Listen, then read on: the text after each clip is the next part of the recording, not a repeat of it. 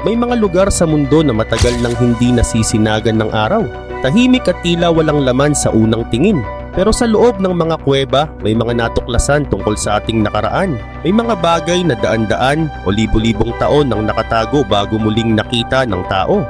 Dahil dito, mas naintindihan natin kung paano nabuhay ang mga sinaunang tao. Sa video na ito, titingnan natin ang 10 kuweba na may mahalagang papel sa ating kasaysayan. Pero bago natin ipagpatuloy, ipalike naman ng video na ito. Malaking bagay na ito sa aming mga content creators. Maraming salamat po. Number 10, ang Dead Sea Scrolls.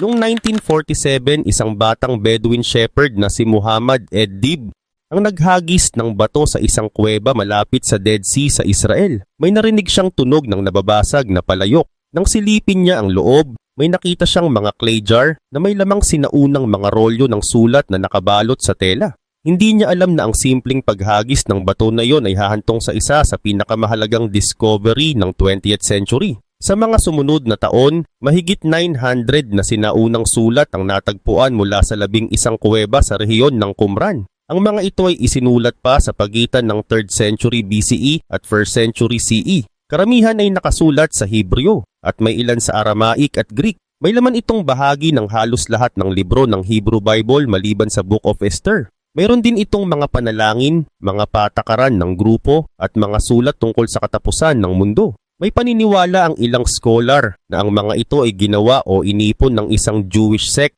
na tinatawag na Essenes. Pero may iba na nagsasabing hindi pa ito tiyak. Ang mga rolyo ng sulat ay napakadaling masira dahil gawa sa parchment at papyrus. May isa ring kakaibang rolyo na natagpuan noong 1952 sa ikatlong kuweba sa Qumran. Tinawag itong copper scroll dahil gawa ito sa tanso. Nakalista rito ang mga posibleng nakatagong kayamanan sa Judea.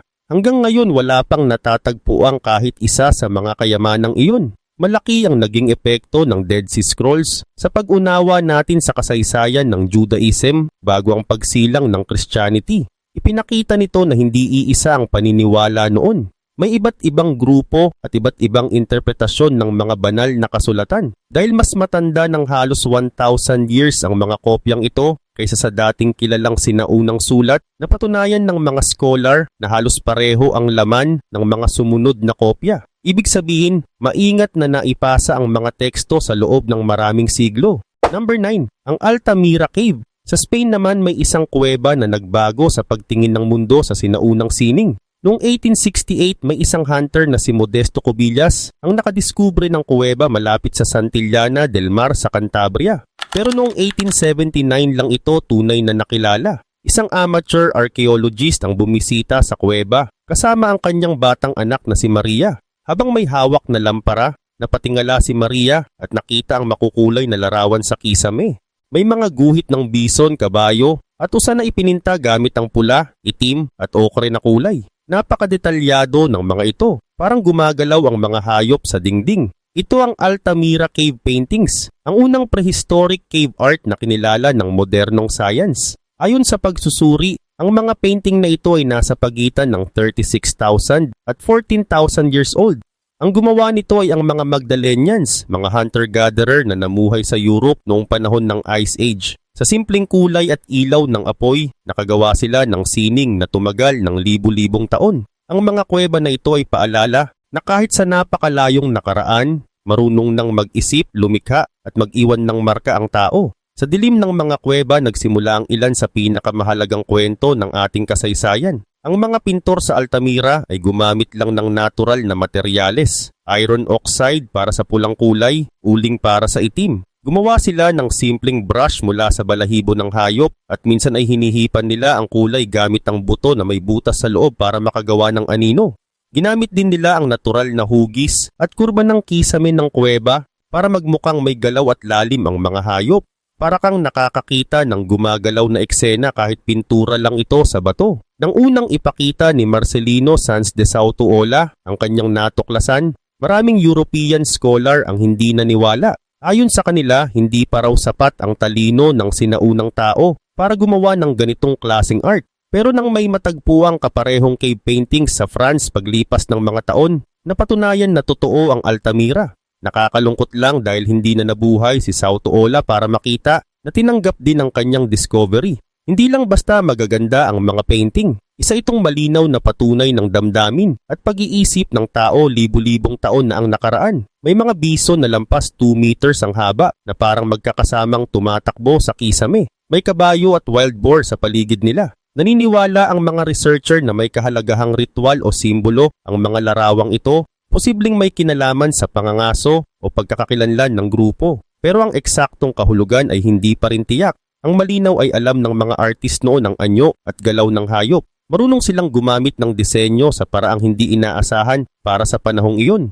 Sa paglipas ng panahon, dumami ang bumisita sa kuweba. Noong 20th century, ang carbon dioxide at humidity mula sa libu-libong tao ay nagsimulang magdulot ng molds at pagkasira ng kulay.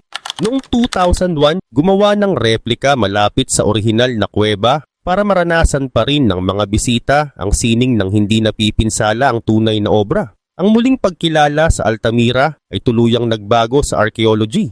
Pinatunayan nito na ang mga taong nabuhay mahigit 15,000 years ago ay may kakayahang mag-isip ng malalim, gumamit ng simbolo at lumikha ng sining. Sa loob ng madilim na kuweba, ipinakita ng sinaunang tao na ang sining at survival ay magkasama nilang hinubog.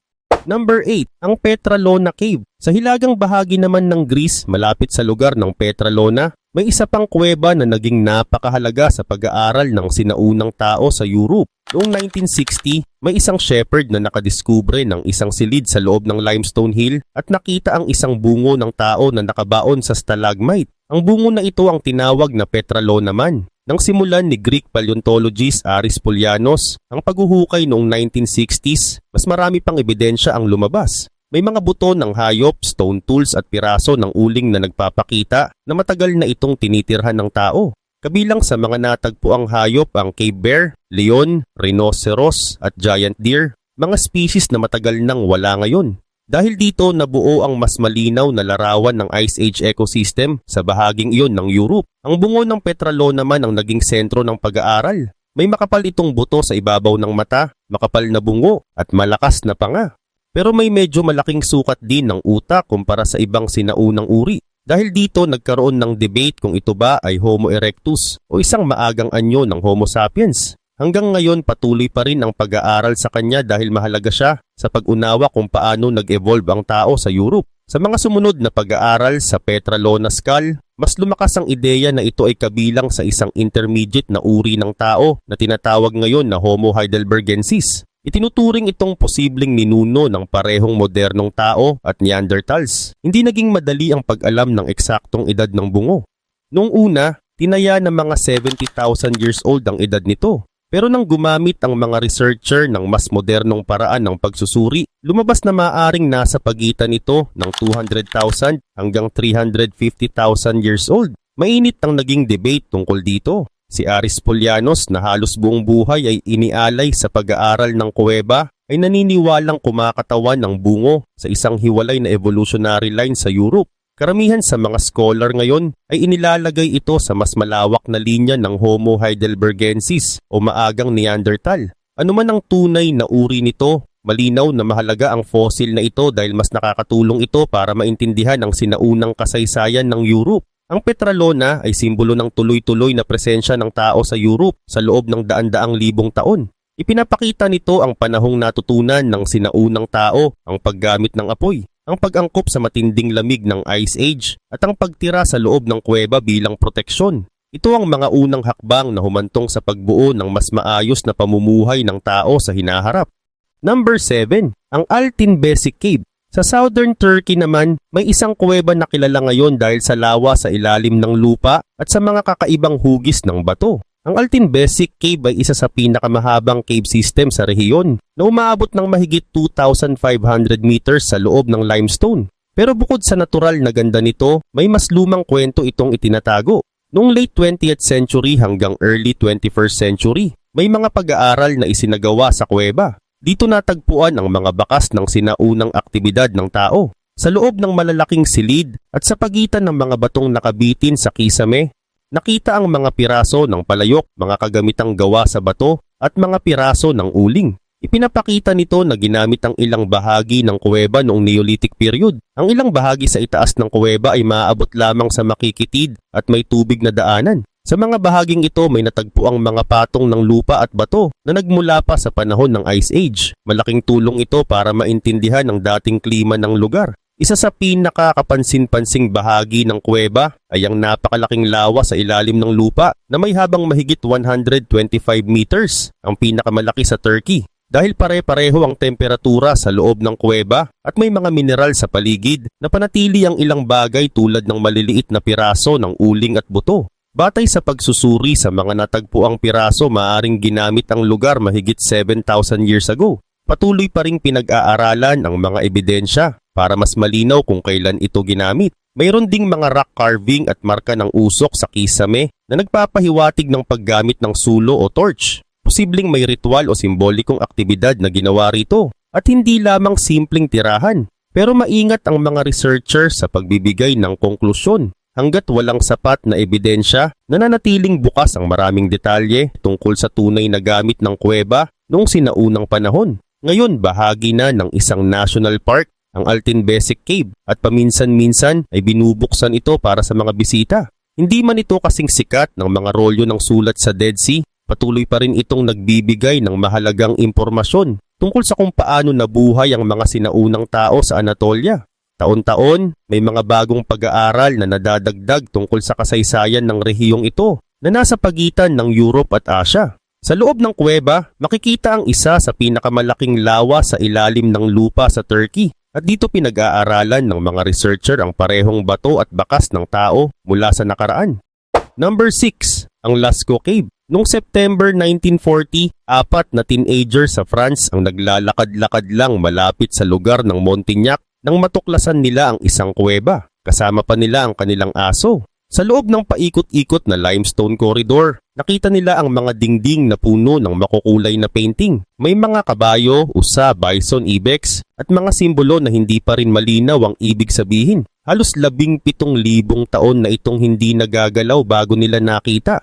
Ang Lascaux Cave ay mula pa sa huling bahagi ng Ice Age, partikular sa Magdalenian culture. Isa ito sa pinaka-advanced na halimbawa ng Ice Age art na natagpuan. Mahigit 600 painted figures at higit 1,500 engravings ang nasa loob ng kuweba. Gumamit ang mga sinaunang pintor ng mga natural na kulay mula sa bato at lupa. Para sa pula, pulang bato ang ginamit nila. Para sa itim, gumamit sila ng itim na bato at uling. Marunong silang paghaluin ang mga kulay at gumawa ng anino para magmukhang may galaw at lalim ang mga hayop. Isang kilalang bahagi ng kuweba ay ang Hall of the Bulls, kung saan makikita ang malalaking hayop na umaabot hanggang 5 meters ang haba. Sa ibang bahagi naman may mga abstract sign at hand stencil na posibleng may simbolikong kahulugan. Maraming teorya ang lumabas, mula sa hunting magic hanggang sa espiritual na kwento, pero hanggang ngayon ay wala pang tiyak na sagot tungkol sa tunay na kahulugan ng mga ito. Batay sa pagsusuri sa mga natagpuang piraso ng sulo at bakas ng kulay, lumalabas na paulit-ulit na binisita ng tao ang kuweba sa loob ng daan-daang taon. May ebidensya rin na gumamit sila ng kahoy na scaffolding para maabot ang matataas na bahagi ng kisame. Ipinapakita nito na may plano at organisadong sistema sila sa paggawa ng art. Pagkatapos itong madiskubre, naging sikat na destinasyon ang kuweba. Pero pagsapit ng 1950s, libo-libong bisita bawat taon ang pumapasok. Dahil sa carbon dioxide, init at moisture mula sa hininga ng tao, nagsimulang masira ang mga painting. Dahil dito isinara ng gobyerno ng France ang kuweba noong 1963. Para hindi mawala ang pagkakataon ng publiko na makita ito, gumawa sila ng detalyadong replika. Naitayo ang Lascaux 2, 3 at 4 sa iba't ibang panahon. Bawat isa ay mas eksakto kaysa sa nauna. Noong 2016, binuksan ng Lascaux 4 gamit ang 3-dimensional laser scanning at digital projection para kopyahin ang bawat brushstroke at kurba ng orihinal. Number 5, ang Cave of the Treasure. Sa gilid naman ng Dead Sea sa Israel, may isa pang kuweba na nakapagtago ng kamanghamanghang yaman mula sa sinaunang panahon. Kilala ito bilang Cave of the Treasure sa Judean Desert. Isa ito sa pinaka-nakakagulat na lugar kung saan natagpuan ang napakaraming prehistoric artifact na sabay-sabay na nakatago sa loob ng isang kuweba. Noong 1961, pinangunahan ng archaeologist na si Pesa Bar Adon ang isang expedition sa isang malalim na bangin sa Nahal Mishmar Gorge sa Judean Desert. Sa loob ng isang kuweba na halos nakatago sa gilid ng bangin, may natuklasan silang daan-daang sinaunang bagay na nakabalot sa mga banig na gawa sa tuyong damo at maingat na itinago sa isang liblib na silid. Ayon sa pag-aaral at iba pang ebidensya sa paligid, ang mga bagay na ito ay mahigit 6,000 years old. Mahigit 400 na artifact ang natagpuan, gawa sa copper, ivory, buto at bato. Para sa panahong iyon, napakarami at napaka-advanced ng koleksyong ito. Kabilang sa mga nahanap ay mga scepter, mace head, parang korona, at iba pang ceremonial object na hindi pa nakikita noon sa rehiyon. Ang pagkakagawa ay kahanga-hanga. May mga casting technique at detalyadong disenyo na mas maaga pa kaysa sa malawakang metalworking sa ancient Near East. Ipinapakita nito na marunong na silang gumamit ng metal hindi lang para sa pang-araw-araw na gamit kundi para rin sa mga seremonya at paniniwala. Hanggang ngayon pinagdedebatehan pa rin kung bakit itinago ang mga ito sa kuweba. May mga scholar na naniniwalang ito ay ritual regalia mula sa isang templo o sagradong lugar at posibleng itinago para iligtas sa panahon ng panganib. May iba namang nagsasabi na maaaring handog o sagradong gamit ito na konektado sa isang templo na natuklasan malapit sa lugar at aktibo noong parehong panahon. Ipinapakita ng Cave of the Treasure na mas maunlad ang paggawa ng gamit ng mga sinaunang tao sa rehiyong iyon kaysa sa dating akala. Ang kuweba ay mahirap marating dahil nasa gilid ito ng bangin at maaabot lamang gamit ang mga gamit sa pag-akyat. Dahil sa lokasyong ito, nanatiling hindi nagalaw ang mga natagpuang bagay sa loob ng libu-libong taon. Nang ilabas ang mga ito sa liwanag, nagbago ang pagtingin ng mga researcher sa paggamit ng metal sa sinaunang rehiyon ng Middle East. Ngayon karamihan sa mga natagpuang bagay ay naingatan sa Israel Museum sa Jerusalem. Hindi man natin alam kung sino ang nagtago ng mga ito, patuloy pa rin silang nagbibigay ng impormasyon tungkol sa mga taong nabuhay noon sa disyerto. Number 4. Ang Chauvet Cave. Noong December 1994, may 3 explorer na nakadiskubre ng isang kuweba sa southern France na magiging isa sa pinakamahalagang lugar ng sinaunang sining sa mundo. Ito ang Chauvet Pont d'Arc Cave, batay sa pagsusuri sa uling at mga bakas ng kulay. Ang mga guhit dito ay nasa pagitan ng 32,000 hanggang 36,000 years old. Mas matanda pa ito kaysa sa Lascaux at Altamira. Napanatili ng maayos ang mga guhit dahil natabunan ang kuweba ng mga bumagsak na bato noong Ice Age at nanatiling sarado hanggang sa muling matuklasan. Sa loob mahigit 400 na larawan ng mga hayop ang makikita sa dingding. May mga leon, rinoceros, mammoth, kabayo, bison at oso. Ang ilan sa mga hayop na ito ay bihirang makita sa ibang sinaunang sining. Isa sa pinakakilala ay ang larawan ng mga kabayo na malinaw pa rin ang detalye kahit libu-libong taon na ang lumipas. Number 3. Ang Dinaledi Chamber sa Rising Star Cave. Sa South Africa, sa loob ng Rising Star Cave System malapit sa Johannesburg, may isang silid na tinatawag na Dinaledi Chamber. Noong 2015, natuklasan dito ang mahigit 1,500 buto mula sa isang sinaunang uri ng tao na tinawag na Homo naledi. Isa ito sa pinakamalaking fossil discovery sa kasaysayan ng Africa. Mas nakakagulat pa, halos lahat ng buto ay tila sadyang inilagay sa isang napakakitid at mahirap pasuking silid sa ilalim ng lupa. Dahil dito, nagkaroon ng malaking debate kung sinadya ba nilang ilagay roon ang kanilang mga patay. May ilang researcher na nagtanong kung baka inanod lang ang mga buto dahil sa malakas na ulan o baha. Pero nang suriin ang lugar, walang nakitang palatandaan ng pagbaha o marka ng mga hayop na maaring nagdala ng mga labi roon. Wala ring kasamang gamit na bato o iba pang bagay na karaniwang makikita sa tirahan. Dahil dito, mas lumakas ang posibilidad na sadyang ginamit ang silid para paglagyan ng mga patay. Kung totoo ito, ibig sabihin ay kahit maliit ang kanilang utak, maaring may kakayahan silang mag-isip ng simboliko at may organisadong social behavior. Gayunman, maingat pa rin ang mga scientists sa pagbibigay ng matibay na konklusyon. Patuloy pa rin nilang sinusuri kung hanggang saan ang talino at kakayahan ng species na ito. Ang malinaw, hindi diretso ang pag-unlad ng talino ng tao. Posibleng may iba't ibang uri ng sinaunang tao na sabay-sabay natutong mag-isip ng mas maayos at bumuo ng sarili nilang kultura sa iba't ibang paraan. Number 2. Ang El Castillo Cave sa Northern Spain naman, may isa pang kuweba na mahalaga sa kasaysayan ng sinaunang sining. Ang El Castillo Cave ay unang hinukay noong 1903 ng Spanish archaeologist na si Hermilio Alcalde del Rio. Sa paghuhukay, natuklasan ng mga bakas ng paninirahan ng tao na may edad na mahigit 150,000 years. Pero ang pinakamalaking ambag nito sa science ay dumating noong 2012 nang suriin ng nabuo sa ibabaw ng mga larawan sa kuweba. Nalaman na may ilan dito na hindi bababa sa 40,800 years old. Posibleng ang ilan sa mga ito ay gawa ng Neanderthals at hindi ng modernong tao. Kabilang sa mga larawan ang pulang bilog, bakas ng kamay, mga tuldok at larawan ng usa at malaking ligaw na baka. Ang pinakasikat ay isang simpleng pulang bilog na may bakas ng kamay sa paligid nito. Ginawa ito sa pamamagitan ng paghipan ng kulay sa paligid ng kamay para maiwan ang hugis nito sa bato. Makikita ang paraang ito sa iba't ibang kuweba sa mundo, pero ang nasa El Castillo ay kabilang sa pinakamatanda. Ang mga pinakalumang larawan ay puro mga tuldok at simpleng simbolo. Sa mas bagong bahagi naman, mas detalyado na ang mga larawan ng hayop. Ipinapakita nito na unti-unting umunlad ang kanilang paraan ng pagguhit sa loob ng libu-libong taon. Mahigit 700 meters ang haba ng loob ng kuweba at marami sa mga painting ay nasa malalim na bahagi. Kung totoo na may ilan sa mga ito na mas matanda pa kaysa sa pagdating ng Homo sapiens sa Western Europe, malaking pagbabago ito sa pagtingin sa Neanderthals. Maaring may kakayahan din silang mag-isip ng mas malalim, hindi lang gumawa ng mga gamit at mamuhay ng magkakasama. Ang pulang disk sa El Castillo ay mas matanda pa ng ilang libong taon kaysa sa art sa Lascaux at Chauvet.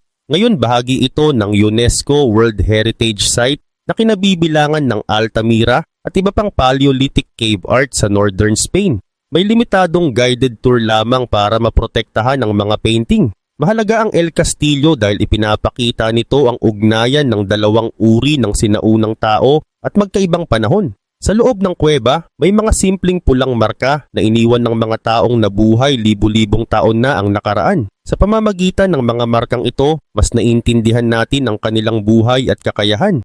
Number 1. Ang Cueva de los Tayos. Sa timog silangang bahagi ng Ecuador, sa paanan ng Amazon Rainforest, may isang malawak na kuweba na kilala bilang Cueva de los Tayos. Isa itong limestone cave system na umaabot ng ilang kilometro sa ilalim ng makapal na gubat. Noong 1960s at 1970s, naging sentro ito ng mga kwento tungkol sa di umano'y misteryosong metal artifact at sinaunang istruktura sa loob.